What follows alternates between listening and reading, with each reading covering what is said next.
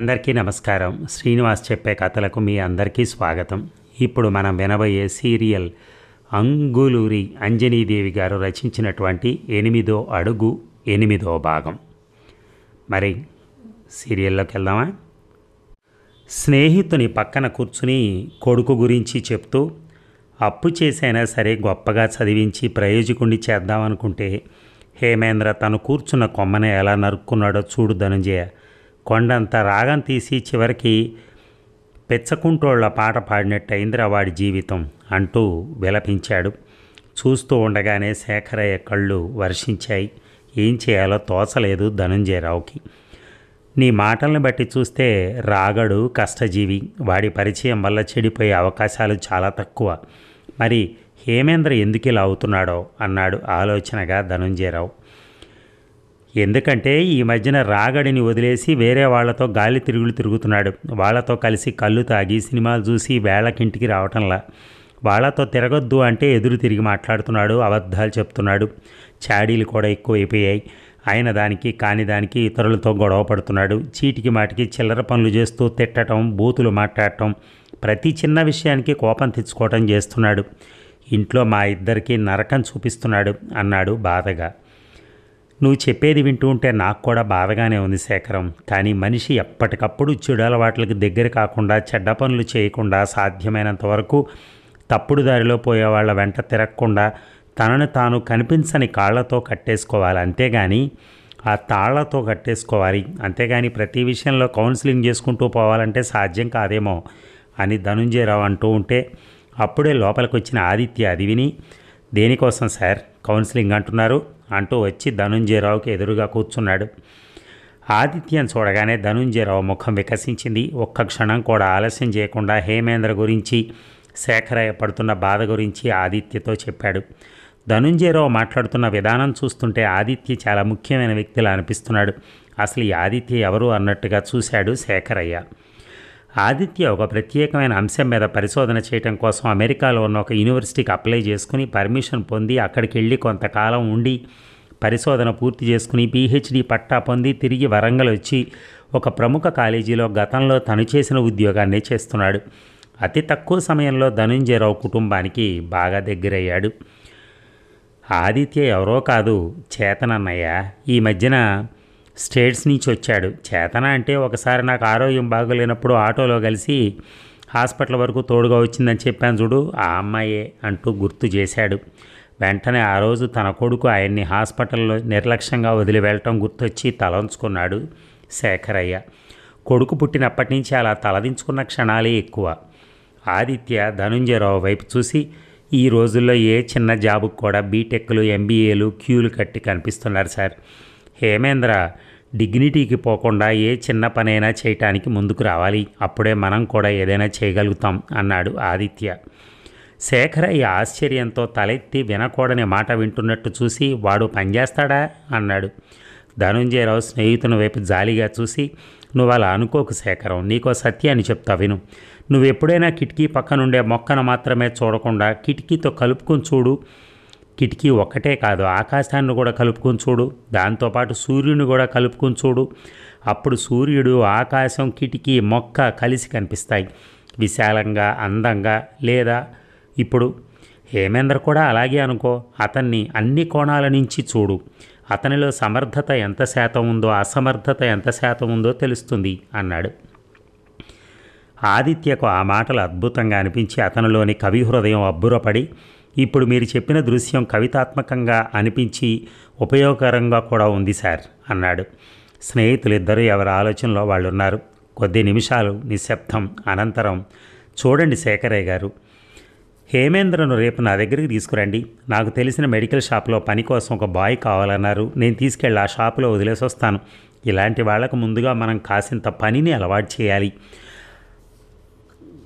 ఆ తర్వాత వాళ్లే కారుకున్న టైర్లలాగా ఎత్తు పల్లాలని, కదుపులని, అఘాతాలను తమలో లీనం చేసుకుంటూ సాగిపోతారు. వాళ్ళు దారిలోకి వచ్చేంతవరకే మనం కొంచెం కష్టపడాలి అన్నాడు ఆదిత్య. తన ఇంటి అడ్రస్ కూడా చెప్పాడు. మాట్లాడలేదు శేఖరయ్య. హేమేంద్ర విషయం ఆదిత్య చూసుకుంటాడు, నువ్వు నిశ్చింతగా ఉండు శేఖరం అన్నాడు ధనుంజయరావు. అవునని అనలేదు, కాదని అనలేదు. మౌనంగా లేచి ఇంటికి వెళ్ళాడు శేఖరయ్య. ఇక తెల్లవారే హేమేంద్రను వెంటబెట్టుకుని ఆదిత్య ఇంటికి వెళ్ళాడు శేఖరయ్య. చేతన ఆదిత్య చెల్లెలని హేమేంద్రకు తెలియదు. ఆదిత్య స్టేట్స్ నుంచి రాగానే చేతనను హాస్టల్ నుంచి వెకేట్ చేయించి ఇంటికి తీసుకొచ్చాడు. ప్రస్తుతం చేతన కాలేజీకి వెళ్ళింది. ఆదిత్య లోపల నుంచి వచ్చి వాళ్ళకి ఎదురుగా కూర్చున్నాడు. పలకరింపులయ్యాక తన చూపుల్ని శేఖరయ్య మీద నుంచి హేమేంద్ర మీదకి మళ్లించాడు. హేమేంద్ర మనిషిలాగే ఉన్నాడు, డ్రెస్ సెన్స్ కూడా ఉంది, మనిషి బాగానే ఉన్నాడు. కానీ అతను దేనికోసం అంతర్గతంగా ఘర్షణ పడుతున్నాడు. అయిష్టంగా కూర్చుని అటు ఇటు కదులుతున్నాడు. నీకేమైనా పిచ్చా, ఇక్కడికి తీసుకొచ్చావు అన్నట్టు తండ్రిని మింగేసి అలా చూస్తున్నాడు. ఆయన మాత్రం ఒక పేద తండ్రి. తన కొడుకును కాలేజీలో చేర్పించే ముందు ప్రిన్సిపాల్ దగ్గర కూర్చుని ఏదో చెప్పుకోవాలని దేవుని ముందు కూర్చున్న భక్తునిలా ఉన్నాడు. అంతేకాదు, గింజని భూమిలో పెట్టి నీళ్లు పోసి నిద్రమాని ఎండనక వాననక భూమి చుట్టూ నిలిచిన కంచెలా ఉన్నాడు. ఏ జీవికైనా సృష్టిలో ప్రేమ అవసరం, ప్రేమించే తత్వం అవసరం అని. అవి రెండూ లేనప్పుడు పగ, ద్వేషం, అసూయ రగులుకుంటాయి. ఇవి ప్రేమ కన్నా శక్తివంతమైనవి. అందుకేనేమో తమకు అనుకూలంగా మార్చుకోవాలన్న ప్రయత్నంలో కొందరు పిల్లలు తల్లిదండ్రులపై ద్వేషాన్ని పెంచుకుంటారు. తల్లిదండ్రులు పిల్లల్ని కోప్పడతారు. అధికారులు అధికారం చూపిస్తారు. భర్తలు పెత్తనం చెలాయిస్తారు. భార్యలు భర్తల్ని సాధిస్తారు.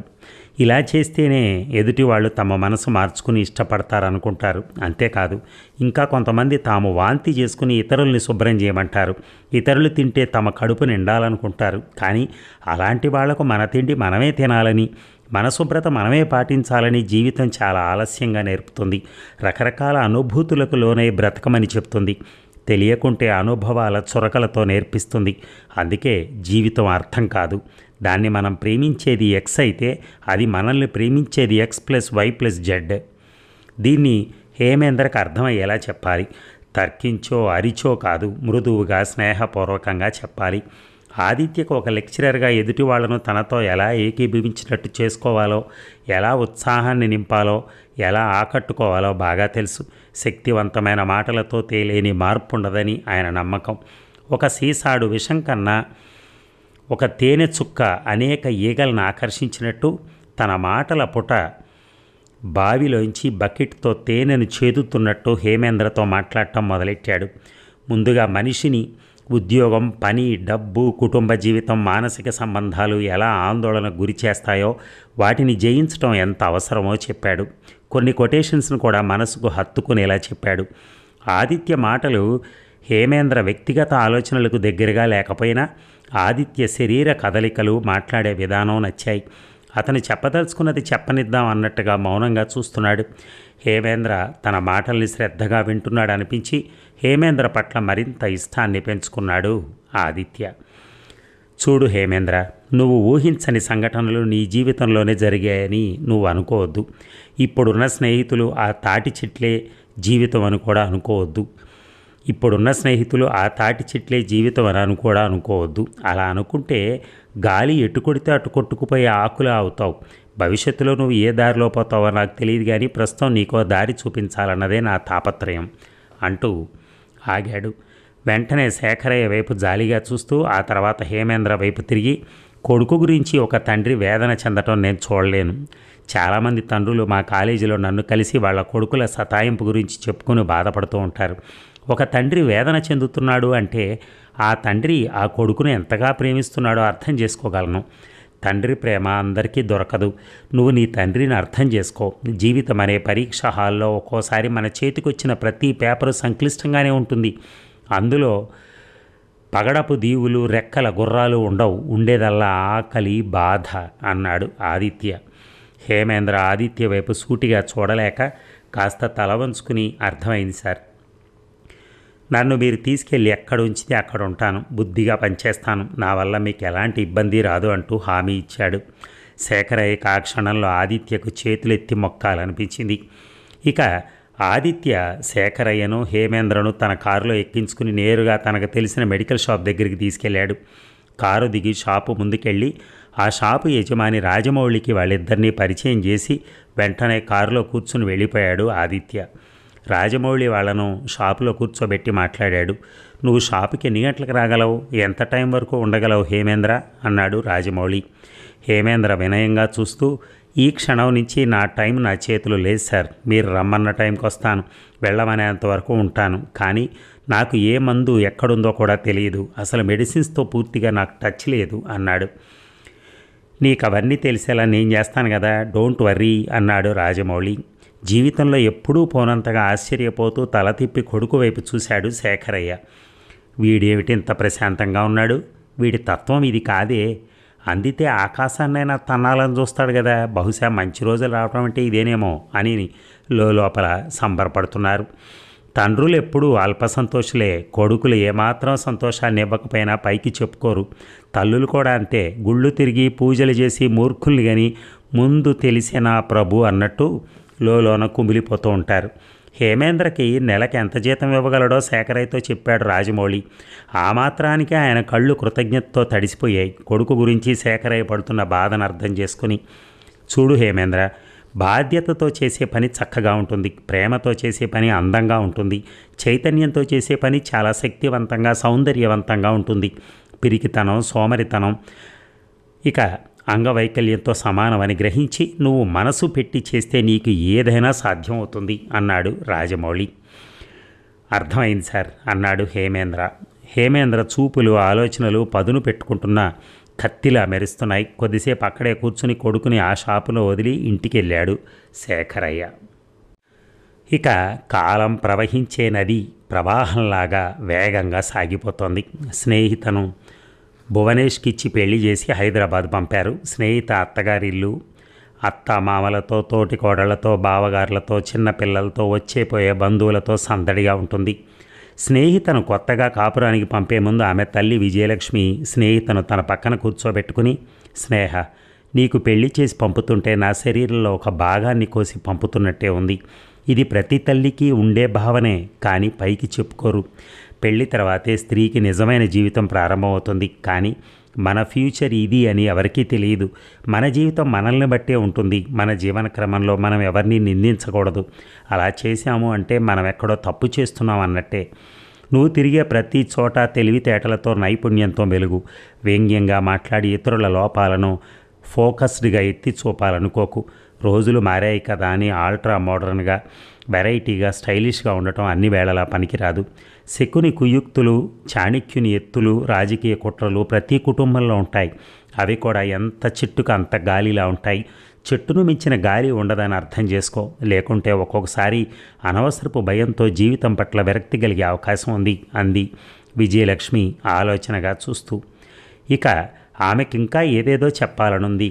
తల్లి చేతిని తన చేతిలోకి తీసుకుని ప్రేమగా నిమురుతోంది స్నేహిత. నువ్వు 10 మంది ఉండే ఇంట్లో ఉండబోతున్నావు. అందరి మాటలు విను. నీకు నచ్చింది, తోచింది చేస్తానని పంతానికి పోకు. ఒక పనిని ఒక్కొక్కరు ఒక్కొక్క విధంగా చేయటం సహజం. నువ్వు చేసిన పనిని, వంటని ఎవరైనా వేలెత్తి చూపినప్పుడు ఎదిరించి మాట్లాడకు. నీకేదైనా కష్టం కలిగినప్పుడు మీ అత్తగారికి, తోటి కోడళ్ళకి చెప్పుకో. సర్వరోగ నివారణిలా అన్ని జబ్బులకి ఒకే మందు ఉండదు. జబ్బును బట్టి మందు ఉంటుంది. ప్రతిదీ నీకు తెలుసు అనుకోకు. తెలియనివి చాలా ఉంటాయి, నేర్చుకో. ఇంటికి ఎవరైనా వచ్చినప్పుడు వాళ్ళు ఉన్నంతసేపు వారిని గౌరవంగా చూడు. టీవీ చూస్తూనో, గంటల గంటలు సెల్ ఫోన్లో మాట్లాడుతూనో, గేమ్స్ ఆడుతూనో ఉండకు. నువ్వు స్నేహంగా ఉంటే ఎదుటి వాళ్ళు నీకు అనుకూలంగా ఉంటారు. మర్యాదగా వ్యవహరిస్తే నీతో మాట్లాడటానికి ఇష్టపడతారు. ముఖ్యంగా నీ అనుమతి లేకుండా నిన్నెవరూ చిన్న చూపు చూడలేరని తెలుసుకో అంది విజయలక్ష్మి ప్రేమగా, కొంచెం గంభీరంగా. నానమ్మ ముందు నోరెత్తకుండా ఎంతో వినయంగా తన పని తాను చేసుకుపోతుంటే తల్లేనా ఇన్ని మాటలు చెప్తోంది అన్నట్టు ఆశ్చర్యపోయింది స్నేహిత. ఎప్పుడైనా గుర్రం కదలికలు, రాజు కదలికలు సరిగ్గా కలవకపోతే స్వారీ చేయటం ఎలా కుదరదో, అలాగే భార్యాభర్త కలిసి మెలిసి ఉండకపోతే కాపురాలు చేయటం సాధ్యం కాదు. ఈ సృష్టిలో ప్రతిదీ ఆపోజిట్ జతతోనే ఉన్నాయి. ఉదాహరణకి భూమి, ఆకాశం, సూర్యుడు, చంద్రుడు, గాలి, వాన, వేడిమి, చల్లదనం, వీటిలో ఏది లేకున్నా అది అసంపూర్ణం అవుతుంది. అంతెందుకు, మనం ఉపయోగించే విద్యుత్తు ద్వారా వెలుతురు రావాలన్నా 2 వ్యతిరేక వైర్లు ఉండాలి అంది విజయలక్ష్మి. మమ్మీ, నువ్వు చెప్పేది నాకు అర్థమవుతోంది. భువనేష్తో నేనెప్పుడు వ్యతిరేకంగా ఉండను. నువ్వేదో నా విషయంలో సందేహపడుతూ భయపడుతున్నావు అంది స్నేహిత. అలాంటిది ఏం లేదు స్నేహ. కానీ ఈ మధ్యన పెండ్లైన చాలామంది అమ్మాయిలు చిన్న చిన్న కారణాలకే పుట్టింటికి వస్తున్నారు. విడాకులు అంటున్నారు, మళ్ళీ పెళ్ళంటున్నారు. రకరకాల చెత్తను పోగు చేసి తగలబెట్టినట్టు జీవితాన్ని చిన్నాభిన్నం చేసుకుంటున్నారు అంది విజయలక్ష్మి బాధగా. ఆమె ఇప్పుడు తనకు తల్లిగా అనిపించడం లేదు, స్నేహితురాల్లా అనిపిస్తోంది. నువ్వు అలాంటి భయాలేం పెట్టుకోకు మమ్మీ, ధైర్యంగా ఉండు. ఒకరిని పోలిన జీవితం ఇంకొకరికి ఉండదు. దేవుడు చాలా జాగ్రత్తగా ప్రత్యేకంగా మన పాత్రలను సృష్టిస్తాడని బామ్మ చెప్పింది అంది స్నేహిత. అంతలో ఏమిటే బామ్మ అంటున్నావు అంటూ వచ్చింది గోమతమ్మ. ఏం లేదు బామ్మ, బామ్మ నాకు అన్నీ నేర్పింది అని మమ్మీతో చెప్తున్నా అంది స్నేహిత. గోమతమ్మ వాళ్ళ పక్కన కూర్చుంటూ, ఏం నేర్పానే తల్లి, ఎంత నేర్పినా ఏమీ నేర్పలేదనిపిస్తోంది. అయినా జీవితం అంటే చిన్న చితక పుస్తకమా, పూర్తిగా చదివి వెంటనే నేర్చేసుకోవటానికి. మొన్న ఏం జరిగిందో తెలుసా? మీ మమ్మీ లేని టైంలో ఒకడొచ్చి నన్ను నమ్మించి నకిలీ మందులు నా చేతిలో పెట్టి డబ్బులు పట్టుకెళ్ళాడు. అది వాడాక తలనొప్పి ఏమో కానీ మోకాళ్ళ నొప్పులు పెరిగినాయి అంటూ చెప్పడం మొదలెట్టింది. బామ్మ చెప్పే విధానం చూసి నవ్వింది స్నేహిత. అది ఇప్పుడు గతంగా మారి గుర్తొచ్చి కన్నీళ్ళు వచ్చాయి స్నేహితకి. బామ్మ ఇప్పుడు ఏం చేస్తుందో, ఎప్పుడు చూసినా జాగ్రత్త స్నేహిత అంటూ ఉండేది. తన గురించే ఆలోచిస్తూ ఉండేది. ఒక్కోసారి కన్నతల్లి కూడా అలా చూడదేమో అనిపించేది. మమ్మీ మెడ నొప్పిగా ఉందని ఫోన్లో చెప్పింది. ఇప్పుడు ఎలా ఉందో. డాడీకి ఆఫీస్ ఆర్డర్ మారి వర్క్ పెరిగిందన్నారు. రోజు ఎంతలా అలసిపోతున్నాడో. చేతన కాకతీయ యూనివర్సిటీలో ఫార్మసీలో చేరింది. ప్రభాత్ మెడిసిన్ పీజీ పూర్తి చేసి వరంగల్లోనే ప్రాక్టీస్ పెట్టాడు. చేతన ఎప్పుడు కాల్ చేసినా ప్రభాత్ గురించే ఉత్సాహంగా మాట్లాడుతుంది. ఈసారి వరంగల్ వెళ్ళినప్పుడు చేతన వాళ్ళ ఇంటికి వెళ్ళాలి. ప్రభాత్ పెట్టిన హాస్పిటల్ను కూడా చూడాలి. ఎందుకో ఈ మధ్యన తనకు తెలియకుండానే ఒక విధమైన స్తబ్దత ఆవరిస్తోంది. దాంతోపాటు ఏదో మార్పు, ఆలోచనలతో కూడిన సీరియస్నెస్. అది కూడా అత్యంత లోతుగా సాగి మళ్ళీ ఆగటం. ఒక్కోసారి ఉప్పెనలా కమ్ముకునే నిర్లిప్తత.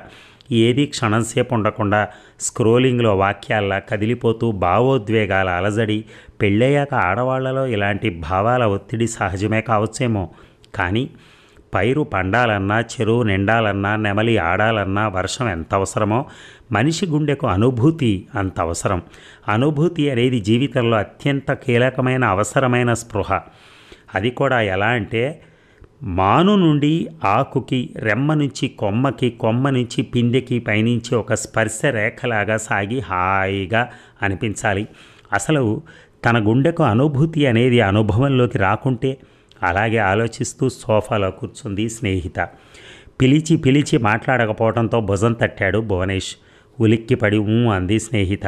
ఎటెళ్ళావు? మనం బెంగళూరు వెళ్ళొద్దా అంటూ గుర్తు చేశాడు భువనేష్. సోఫాలోంచి లేస్తూ అన్నీ సిద్ధం చేశాను. అత్తయ్య మావయ్య రెడీ అయ్యారు. రెండో బావగారు వచ్చారు. మూడో బావగారు ఇంకా ఆఫీస్ నుంచి రాలేదు. అక్క ఎదురు చూస్తోంది అంది స్నేహిత. భువనేష్ నుదుటి మీద కొట్టుకుంటూ, కర్మ, వాళ్ళంతా కారులో కూర్చుని నీ కోసం ఎదురు చూస్తున్నారు, నువ్వేమో ఈ మధ్యన పరధ్యానంతో చంపేస్తున్నావు అంటూ ముద్దుగా విసుక్కున్నాడు. సిగ్గుపడుతున్న దానిలాగా వెళ్ళి కారులో కూర్చుంది. అప్పటికే పనిపిల్ల లగేజీ మొత్తం కారు డిక్కీలో ఎక్కించింది. కారు కదిలి రైల్వే స్టేషన్ వైపు వెళ్ళింది. కారులో 1 గంట ప్రయాణం చేశాక స్టేషన్ వచ్చింది. అందరూ కారు దిగి బెంగళూరు వెళ్ళే ట్రైన్ ఎక్కారు. నిమిషాలు గంటల్లోకి మారుతూ ఉంటే ట్రైన్లో ఎక్కడి వాళ్ళు అక్కడ నిద్రపోతున్నారు. భువనేష్ తండ్రి రాజేంద్ర ప్రసాద్కి నిద్ర రావటం లేదు. ఆయనకి తన పెద్ద కొడుకు లోకేష్ 1.5 కోటి రూపాయలు పెట్టి బెంగళూరులో కొన్న ఇల్లే గుర్తొస్తుంది. దాని తాలూకా గృహప్రవేశానికి ఇప్పుడు వెళ్తున్నారు. బెంగళూరులో అతను ఇంజనీర్, నెలకి 4.5 లక్షల జీతం. భార్య వైపు చూసి, నీలవేణి, ఈ రైలు రాత్రి అంతా ఇలా ప్రయాణం చేసి రేపు ఉదయం 7 గంటలకు బెంగళూరు చేరుకుంటుంది. అక్కడ దిగ్గానే నా కొడుకు విమానం అంత కారు మన కోసం స్టేషన్కి పంపుతాడు. ఎప్పుడు బెంగళూరు వస్తుందా, ఎప్పుడెప్పుడు నా కొడుకు కొన్న ఇల్లు చూద్దామని ఆతృతగా ఉంది. ఎంతైనా ఈ 3 కొడుకుల కన్నా ఆ కొడుకు మీదనే నాకు ఎక్కువ ప్రేమ అన్నాడు రాజేంద్ర ప్రసాద్. ఎందుకండి, నెలకు 4.5 లక్షలు సంపాదిస్తున్నాడనా? వీళ్ళు ఇప్పుడు విన్నారంటే రేపటి నుంచి మనం హైదరాబాద్ మర్చిపోయి బెంగళూరులోనే ఉండాల్సి వస్తుంది అంది నీలవేణి నిద్రపోతున్న 3 కొడుకులు కోడళ్ల వైపు చూస్తూ. అది కాదులేవే, చిన్నప్పుడు వాడిని ఎంత కష్టపడి పెంచాం. పాలు లేకుంటే నేను 4 మైళ్ళు నడిచి వెళ్ళి పాల డబ్బాలు కొనుక్కుని రాలేదా? వాడిని ఒక్కరోజన్నా పాల కోసం ఏడవనిచ్చానా అన్నాడు. పిల్లలకి అడుక్కునే వాళ్ళు కూడా పాలిస్తారు. డబ్బులు లేకుంటే పాల ప్యాకెట్ దొంగిలించిన పిల్లల్ని తాపుకుంటారు. రైలు చూడండి ఎంత వేగంగా పోతుందో. ఏవేవో పేర్లు తెలియని ఊర్లను దాటుకుంటూ వెళ్తోంది. ఇప్పుడు రాత్రి 12 అయింది, పడుకోండి అంది నీలవేణి. టక్కున కళ్ళు మూసుకున్నాడు రాజేంద్ర ప్రసాద్. ఇక ఉదయం 6 గంటల నుంచే గృహప్రవేశ కార్యక్రమం మొదలైంది. హోటల్స్లో దిగిన బంధువులంతా బ్యూటీషియన్లు చేసిన అలంకరణతో మెరిసిపోతూ ఖరీదైన కార్లలో వచ్చి టైంకి దిగారు. వాళ్లలో లక్షాధికారులు లేరు, అంతా కోటీశ్వరులే. బయట ఉన్న గేటుకి శుభానికి చిహ్నంగా మామిడాకులు పూలు కట్టి ఉండడంతో పచ్చగా అనిపిస్తూ, దానికి తోడుగా ఇంటి ముందున్న గార్డెన్లో పూల మొక్కలు పూలు పూసి చిన్నపిల్లల్ని ఆకర్షిస్తున్నాయి. అక్కడ తిరుగుతూ ఆడుతున్న పిల్లలకి పండగలా ఉంది. అంతేకాదు, మిలిటరీ వాళ్ళ క్రమశిక్షణను తలపింపజేస్తూ ఎక్కడి పనులు అక్కడ వేగంగా ప్రశాంతంగా జరిగిపోతున్నాయి. ముందు నవగ్రహ పూజ హోమం జరిగాయి. ఆ తర్వాత సత్యనారాయణ వ్రతం జరిగింది. ఆడవాళ్ళంతా కబుర్లు చెప్పుకుంటూ ఒక చోట కూర్చున్నారు. ఆ ఇంటి యజమానురాలు అంటే నీలవేణమ్మ పెద్ద కోడలు శుభవైభవాన్ని పొగడటానికి మాటలు చాలక కళ్ళతోనే తాగుతున్నారు కొంతమంది ఆడవాళ్ళు. వ్రతం జరుగుతున్నంతసేపు నలుగురు కోడళ్ళు నీలవేణమ్మ పక్కన కూర్చుని ఆ తర్వాత పనులున్నట్టుగా అటు ఇటు వెళ్ళారు. మరి ఈ భాగం ముగిద్దాం, మళ్ళీ రేపు కలుద్దాం ఇదే టైంకి. Thank you.